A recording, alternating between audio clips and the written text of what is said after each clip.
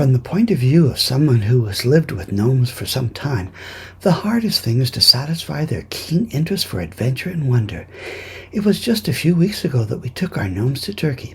They went on a boat ride, in a hot air balloon, and ate at many restaurants. But it wasn't long until they started clamoring for more adventure. But this time, they said they wanted something closer to home. They had had it with cheap airline food. My wife and I were baffled as what we could do to give them a new adventure. Then it hit me. Why don't we take them to see something in our own city? We could take them to the Calgary Exhibition and Stampede. They could see the parade, rodeo, chuckwagon races, and maybe even have a ride on the Midway. They were full of excitement, but bewildered as to what this celebration was all about. So here we are on the street, waiting for the parade to start. Now that my gnomes have become celebrities, they are constantly being asked by passerbys to have their photos taken. I try to shield them, but sometimes I just give in because people love them so much. Here they are with the mascot from the University of Calgary Dinos, and then 2 police recognized them and insisted they have their photos taken as well. The gnomes didn't seem to mind, so I just gave in to their request. They heard that their favorite country singer, Shania Twain, would be the parade marshal, and they cheered and clapped when she finally appeared. Then they watched with excitement as many floats, horses, and bands passed by in front of them. Even with all their travels, they had never seen such a spectacle. They couldn't understand why the humans wore these funny hats and constantly yelled out, "Yahoo!"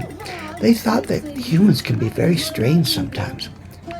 With the parade over, it was time to go to the rodeo. They had never seen so many humans in one place and so many horses. They cheered with joy when the animals bucked off the humans trying to ride them. They figured the humans probably had it coming and the animals were just getting back at them. It made them think of how Godzilla fought back against the humans in the movie they saw. And yet they couldn't understand it when the humans cheered when the cowboys jumped off the horses. After the rodeo, all they talked about was going on a ride on the Midway. They walked around and saw how the humans went on these rides that took them high in the sky. They shouted that they wanted to go on a ride just like the humans, but all the rides had a height restriction and would not let the gnomes on. Finally, in desperation, I took them to Kittyland, where they went on a ride with children.